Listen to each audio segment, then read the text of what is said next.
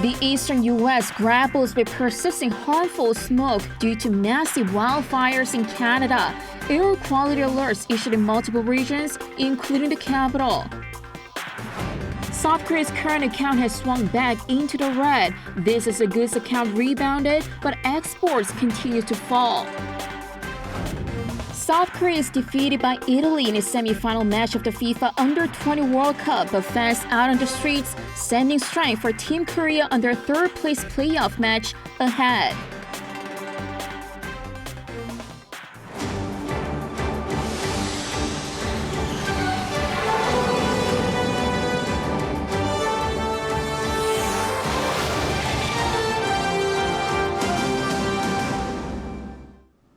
Good afternoon. South Korea posted a current account deficit in April. This as the goods account rebounded, but increased travel and slumping chip demand pulled down the services account as well as exports. Our Moon-Hyun has the details. South Korea's current account swung back into the red in April on the back of heightened outbound travel and increased dividend payments to foreign investors. Preliminary data released by the Bank of Korea on Friday show that the country's current account recorded a deficit of $790 million in April. This follows a surplus in March, which was the first since December.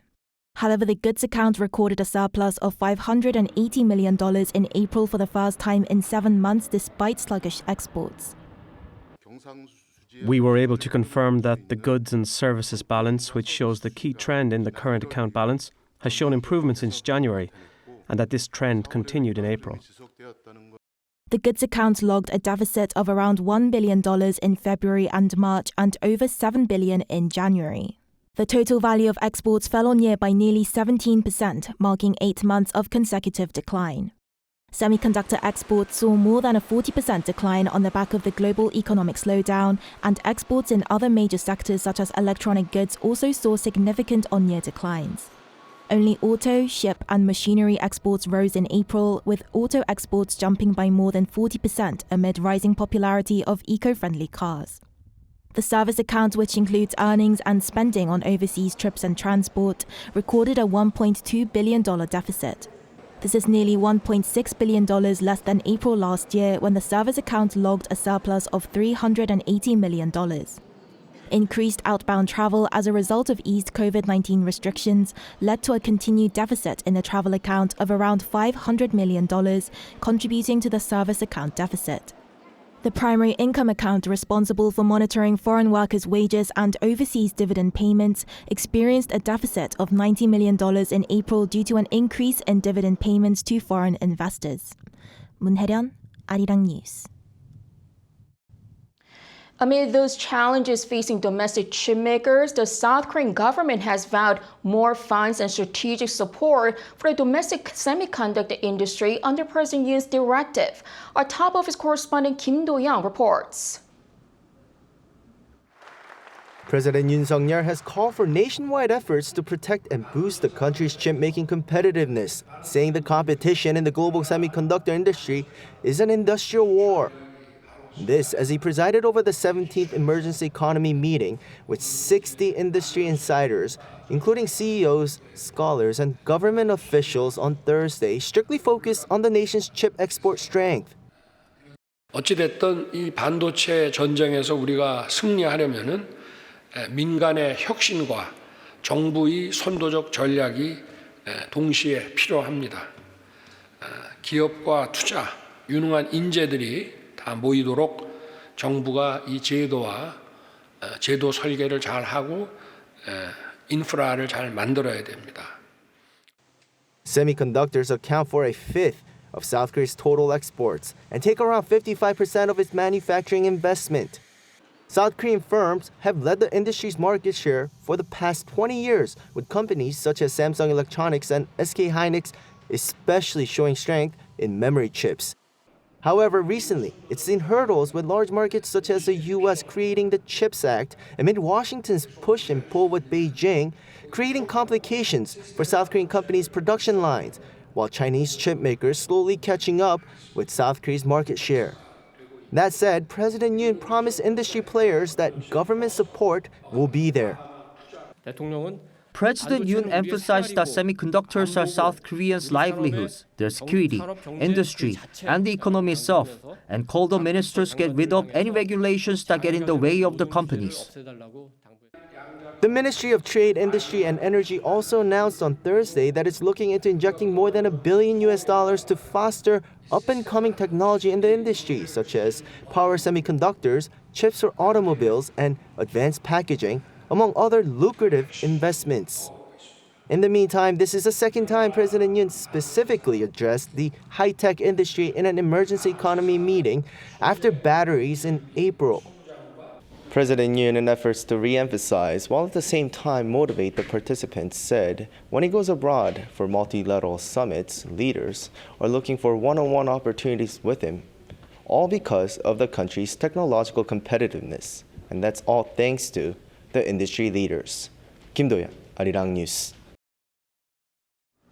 South Korea has agreed to join the Digital Economy Partnership Agreement to expand its digital trade network. According to the Trade Ministry on Friday, South Korea will join founding countries Chile, New Zealand, and Singapore to make a 4-member bloc. Negotiations over Seoul's partnership took place with the original members in Paris on the sidelines of the OECD Ministerial Council meeting. It is the world's first multinational digital pact that establishes new approaches and collaborations in digital trade issues. Under the agreement, South Korea expects to bolster e-commerce-based exports and expand digital content and services overseas. The government says it plans to finalize membership this year. South Korean lawmakers have reached key bipartisan agreements on 2 pending issues. They will set up a special committee on Japan's planned release of its Fukushima wastewater while conducting a parliamentary probe into scandals surrounding the National Election Commission. Our National Assembly correspondent Han Sung-woo has the details.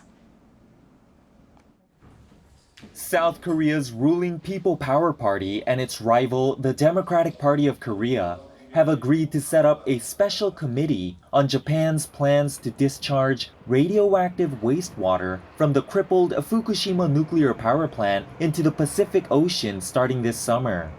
Details will still have to be ironed out, but the committee will be holding parliamentary hearings that could involve the 21-member team of Korean experts who recently returned from on-site inspections of the power plant's water treatment facilities.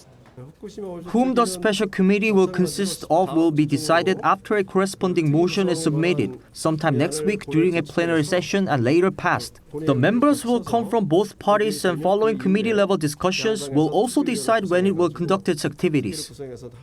The parties have also agreed on a parliamentary probe into the National Election Commission, currently mired in a nepotism scandal over allegations of employment favoritism shown towards the children of several senior NEC officials. There was an urge to delve into everything going on with the Election Commission without any limitations on the scope of the probe. But yes, the recent employment scandal is the one that has come under the most scrutiny.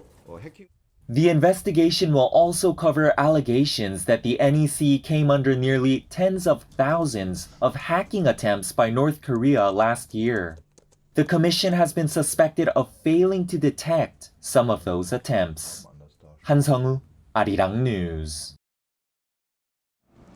The U.S. Defense Department has called North Korea's latest attempt at launching a spy satellite as a destabilizing act and a clear violation of UN Security Council resolutions. Pentagon Press Secretary Pat Ryder made the comments in a press briefing on Thursday in response to a question on the department's forecast for North Korea's next rocket launch, as he declined to discuss specific intelligence details.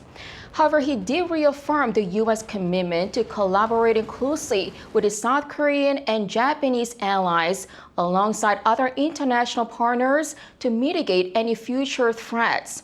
North Korea previously warned that Pyongyang is planning another imminent launch. The eastern U.S. grapples with persisting dangerous smoke due to massive wildfires in Canada. Air quality alerts are issued in multiple regions, including the capital. Lee Seung-jae has the latest.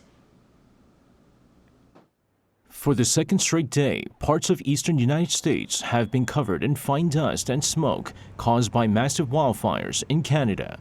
The air quality in the country's capital reached dangerous levels, with millions refraining from outdoor activities while stocking up on essential items such as masks. According to the Washington Post on Thursday, Washington D.C. issued a purple warning, the second worst on the air quality index. A purple warning means conditions are very harmful to the health of all people, regardless of age or if they are suffering from a respiratory illness. The D.C. mayor's office says poor air conditions could get worse and asks people to refrain from going outside as much as possible. It also asks people to wear N95 or KN95 grade masks if they needed to go outdoors. Meanwhile, U.S. President Joe Biden on Thursday said in a statement that the devastating wildfires burning in Canada are another stark reminder of the impacts of climate change. He added that millions of Americans are now experiencing the effects of smoke resulting from the devastating wildfires. Biden also said that he held phone talks with Canadian Prime Minister Justin Trudeau, noting that the U.S. agreed to provide additional support necessary to accelerate firefighting efforts, including in Quebec, where fires in the area are having a direct impact on the U.S. He went on to say that the Environmental Protection Agency is monitoring air quality and providing important updates, adding that he instructed Transportation Secretary Pete Buttigieg to preemptively manage any impact on air traffic due to deteriorating air quality. Lee Seung-jae, Arirang News. Flooding from the recent dam collapse in southern Ukraine has devastated towns downstream, and local officials in Kherson say at least 9 people have been injured by shellings as civilians evacuated. Russia and Ukraine have accused each other of shelling during the evacuations. Despite the dam's collapse, the International Atomic Energy Agency has clarified that Zaporizhia's nuclear power plant in southern Ukraine is still able to pump water from a reservoir nearby, buying it more time before possibly switching to other cooling sources. The dam's operator had earlier said the reservoir could no longer supply water to the facility. Meanwhile, Russia's defense minister said on Thursday that Russian troops have repelled a large-scale overnight attempt by Ukraine to break through the Russian lines in Zaporizhia region.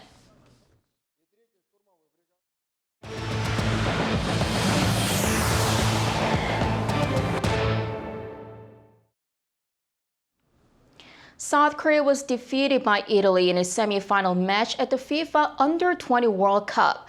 Team Korea still has something to play for ahead of a third-place playoff, with fans cheering them on from out on the streets. Our Choi Soo-young was there. It was an intense match. South Korea took on Italy for a place in the U20 World Cup final on Friday 6 a.m. Korea time. The Korea Football Association hosted the cheering event at Gwanghwamun Sq with the Seoul government and the official supporters of the U20 national football team, the Red Devils. And despite the early hours, the love and enthusiasm of South Korean football fans for their team. Even though the semi-final kicked off at such an early time, fans didn't hesitate to show up to cheer South Korea's U20 team at the square. The U20 World Cup is held every 2 years, but it was cancelled in 2021 due to COVID-19. The square was filled with excitement for South Korea's second consecutive U20 World Cup semi-final and a dream that they could do better than in 2019 when they lost in the final. I think we struggled during the first half, but it seems like we'll come back in the second half and win 2-0. I hope we can make history by achieving the first ever World Cup victory for South Korea.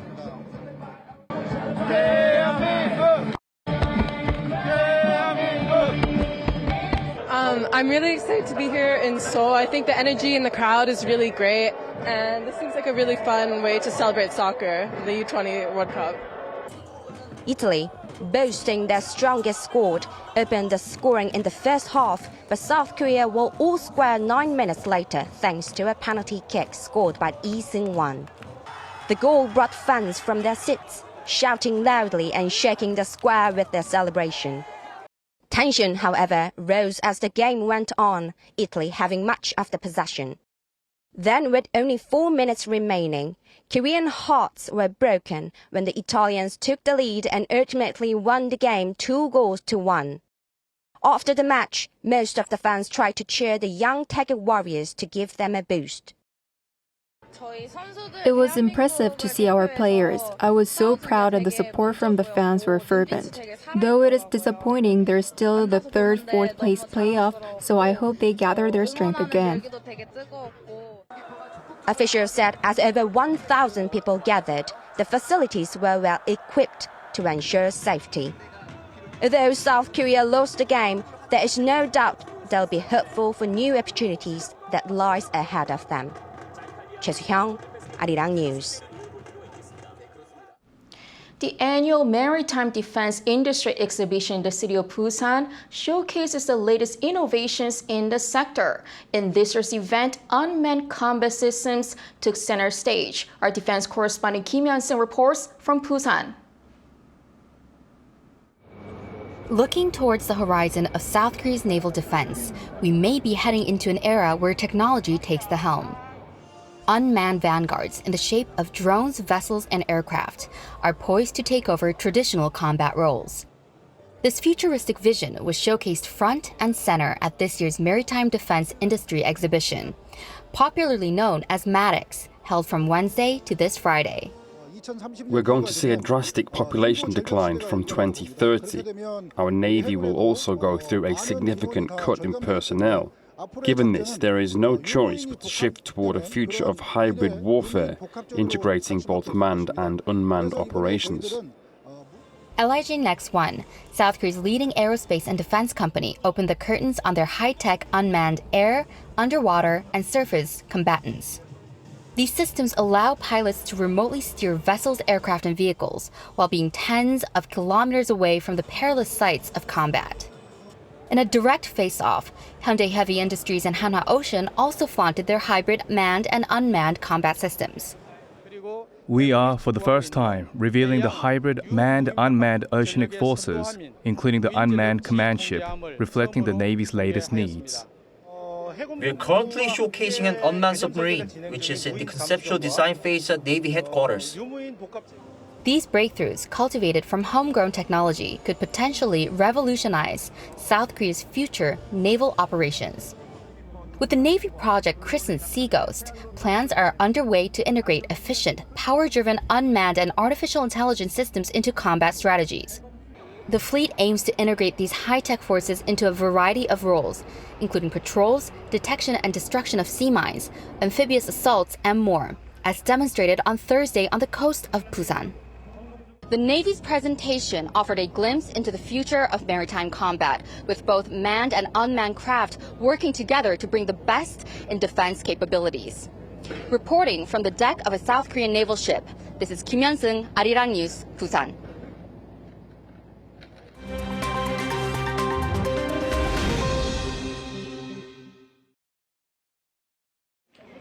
Let's take a look at what's going on in the world now. In France, 4 young children under the age of 3 were wounded on Thursday in a stabbing attack in the Alpine town of Annecy. Among the children were 1 British and 1 Dutch national. 2 adults were also wounded. Health officials say that some of the victims required surgery, but that all the children are in a stable condition. A 31-year-old Syrian asylum seeker, suspected of carrying out the attack, was arrested on site after being overpowered by police. The suspect had refugee status in Sweden. He came to France to seek asylum but was unsuccessful. Authorities say he has no criminal background and that a terrorist motive is unlikely. In Sudan, nearly 300 children have been rescued from ongoing crossfire between warring military factions. 200 of the children were below the age of 2. Humanitarian groups said on Thursday that the children and 70 caregivers were evacuated to the city of Wad Madani from the Maygoma orphanage in the capital of Khartoum. They were trapped by fighting between troops from the Sudanese military and the paramilitary Rapid Support Forces since mid-April. Since the start of the conflict, over 70 children have died at the state-run orphanage from hunger and illness. The rescue comes after another 97 children were evacuated from Megoma and other smaller orphanages over the weekend by local activists. The planet could see hotter weather this and next year as the El Niño weather system has begun. The National Oceanic and Atmospheric Administration said on Thursday that the weather phenomenon arrived 1 or 2 months earlier than usual. It's likely to bring drought to Australia, increased rain in the southern United States, and lead to a weakened monsoon season in India. El Niño could continue until next spring, after which its effects are expected to lessen. The group added that there's a 56% chance it will reach strong levels and a 25% chance it will be supersized. Scientists say the weather system may lead to new record-high temperatures in 2024. And finally, the largest ruby ever to go on auction has been sold for a record-breaking $34.8 million. The 55.2 carat ruby went under the hammer on Thursday at the Magnificent Jewels auction held by Sotheby's in New York. Called Estrella de Fura, the stone has been described as the most valuable and important ruby ever to come to market. It was discovered in Mozambique in July last year. The sale beat the previous all-time high set in 2015 when a 25.6 carat stone called the Sunrise Ruby sold for $30.3 million. Matthew Ashley, Arirang News.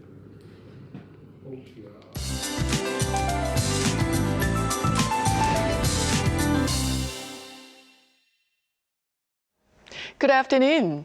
After some heavy rain last night, we're having a bright and hot Friday. Then there will be passing rain in inland areas of Gyeongsang-do provinces with up to 20 millimeters in the forecast. It surely is hotter and sunnier for the central regions, with temperatures hiking to the upper 20s. Seoul sees highs going up about 4 degrees higher this afternoon. Southern inland areas are having highs jumping to near 30 degrees Celsius this afternoon again.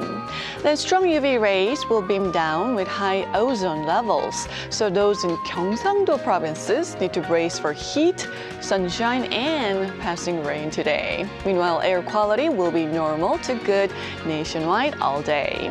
We have frequent rain in the forecast this weekend. On Saturday, central regions, Jeollabuk-do and Gyeongsang-puk-do provinces will see rain. The capital area will see rain around lunchtime into the evening. Then on Sunday, there will be scattered rain nationwide. That's Korea for you, and here's a look at the international weather conditions.